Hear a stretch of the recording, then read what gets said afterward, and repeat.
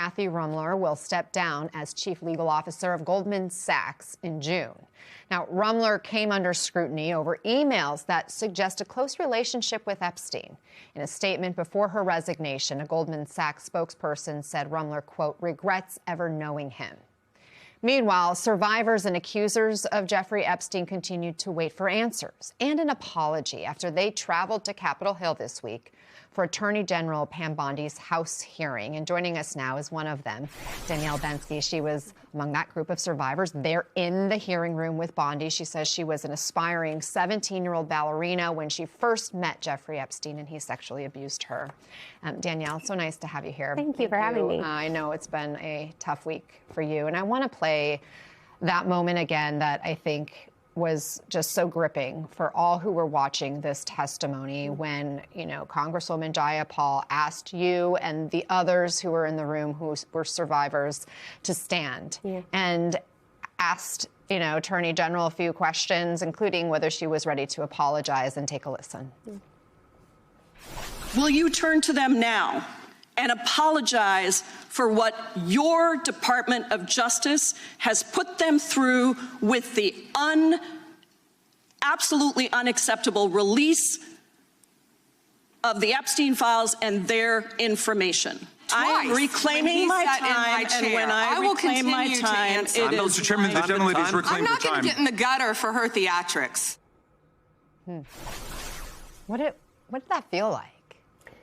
I mean, we've seen it from this administration a lot, even from the top, when we think about when the Transparency Act was passed with Donald Trump going on that rant on Truth Social. It's sort of the same in that there are real moments of missed opportunity here when it comes to empathy. Empathy for not just the people that stand there, but for survivors as a whole. And it was just one more, actually three more, because there were 3 times that she could have turned around in that room. 3 times that she could have turned around and just looked us in the eye for one moment and just, she didn't even have to say anything, just the sheer acknowledgement that we were human would have been enough, and she couldn't even do that. Did you even feel seen by the Attorney General? No, not at all. In fact, I think she did everything in her power to not see us. If a staffer would come by, she would lean her head back to talk to them because she knew that we were sitting to her right? So she would never look over the shoulder, or if she started to glance in that direction and all of us sort of like moved in on her, she would move her back, you know. So did everything actually to just remind us that we are nothing to her. And yet, we did hear her, I think it was in her opening statement and perhaps during other parts of testimony, talk about her 18 years that she was a prosecutor during her career and always putting victims first. How did that land with you?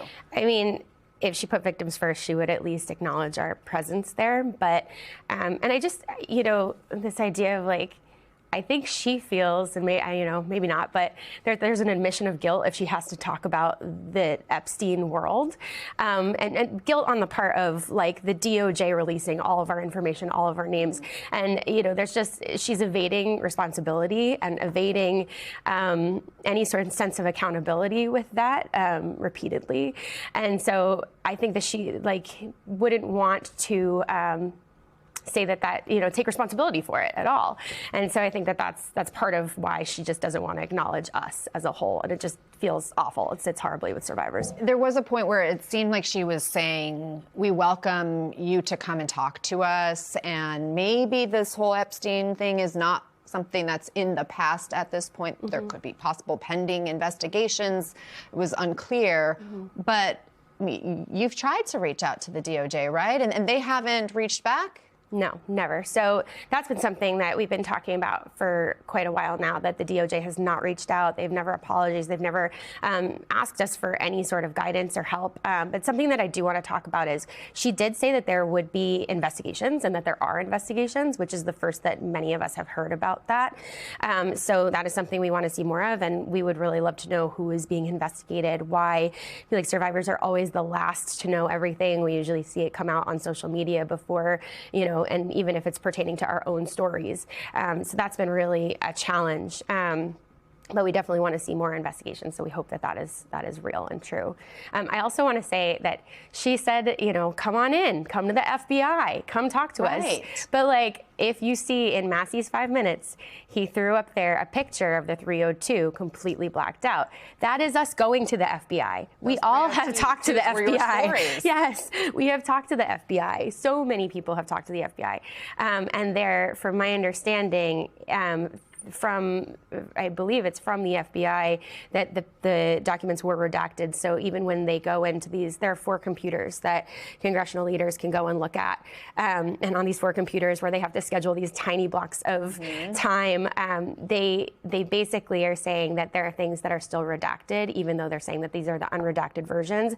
And that's because the FBI redacted them first. So you can't even, and through Massey's 5 minutes, we learned that one of those redacted faces was co-conspirator Les Wexner. So why is Les Wexner redacted on even the congressional reps' computers still?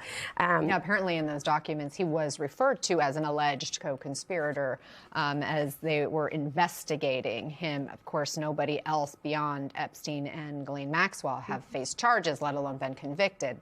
Maxwell being the only one who was convicted since Epstein took his life. I'm wondering, because you mentioned all the redactions, and we also know the millions of other documents that were collected as part of the review that weren't actually revealed as part of the Epstein files release. Is there a specific piece of information or a specific detail you're looking for that you most want exposed?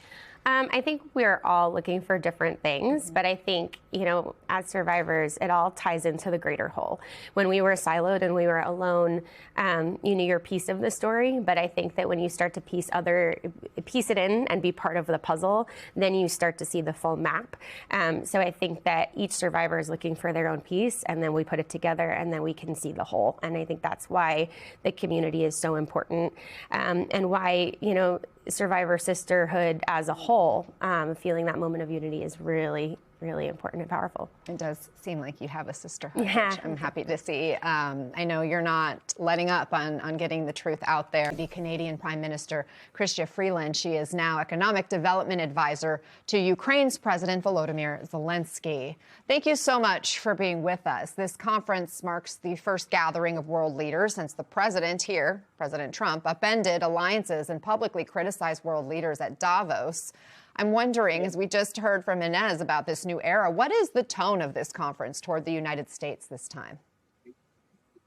Well, look, it's just the first day, but Chancellor Merz of Germany, I think, set what is going to be the tone we hear from the Europeans, which is really they want to be friends. They want to be allies. They feel the transatlantic alliance has worked. But at the same time, they are not going to be pushed around. And they are going to increasingly take responsibility for their own destiny. Merz talked about a rift in the transatlantic alliance. He talked about how the old order was gone. And those are big things to hear from him. Like what I would say, Anna, for your U.S. audience, is Merz is the kind of guy who in normal times would be the European best friend of the United States. He is a conservative politician. He's a businessman. He worked for BlackRock, a U.S. company. He is an Atlanticist. He was the chair of Atlantica Brücke, which means Atlantic Bridge. He wants to love the United States. He wants to be a friend of the U.S. But he was very clear today that he is seeing real challenges in the relationship. And he was clear that Europe needs to step up and Europe needs to take responsibility for its own destiny. Let's talk about relationships closer to home here in the U.S. The president not only criticized Canada's prime minister in Davos, he routinely threatens to ratchet up tariffs and has repeatedly said Canada should be the 51st state. It's been more than a year since I know you left your post as finance minister there. How do you think this current government's handling the threats made by President Trump? I think Canadians are very proud of how our government and our whole country is responding to the U.S. And, I would describe our approach, Anna, as the one that I took when I renegotiated NAFTA, when I negotiated what is now the USMCA with the first Trump administration. I was foreign minister then. I was the lead negotiator. We had a rough time. There was a moment when then Prime Minister Justin Trudeau, one of President Trump's advisors, said there should be a special place in hell for him. The president said some not flattering things about me. But at the end of the day, we got to a deal. And our motto in the negotiations was, we do not escalate, but we do not back down. And I think that is the approach you're going to see from all Canadians. Stephen Harper, former Prime Minister of Canada, Conservative Prime Minister, I'm a Liberal, has said that Canada should be prepared to pay any price to defend our sovereignty. And I think that's a view shared by the vast majority of Canadians. Also, we want to be your friends. We want to be your friends, too. I can speak from the American public. We love Canada. We did see a rare bipartisan rebuke of President Trump's tariffs this week, the tariffs that he put on Canada, with the House voting to rescind those tariffs, including Republicans, members of his party. Trump will most likely veto this legislation if it reaches his desk. But what do these sort of defections tell you? You know what? I think they tell me that at the end of the day, Americans are sensible, reasonable people who understand the value of a positive relationship with their friends, neighbors, and allies. And, you know, Anna, because Canada is so much smaller than the United States, something that Americans don't always appreciate is we are your best customer. The United States exports more to Canada than it does to China, Japan, the UK, and France combined. And I think it's Americans who invented the great phrase, the customer is always right. You know, the Canada-US relationship, I think, is one of the great win-win relationships in history. The fact that you have had a good friend, a good customer, all along your northern border is one of the reasons the United States has been so successful. And we'd like to keep on going. President Trump described the USMCA as the best trade deal ever. I agree with him. So let's keep a good thing going. Now he's calling it irrelevant. Well, let's just say we're going to need to just keep on working. We're going to need to keep on working with all of our friends and partners in the United States. The thing about economic facts is they have a real gravitational force. And the reason that I am ultimately confident in the Canada-US relationship is it is truly a win-win relationship. I think the vast majority of Americans understand that. And what you're going to hear from your Canadian friends and neighbors is we will not escalate, but we will not back down. And let's get back to a win-win relationship that has allowed both of our countries to prosper for generations. Former Canadian Deputy Prime Minister Chrystia Freeland, thank you very much.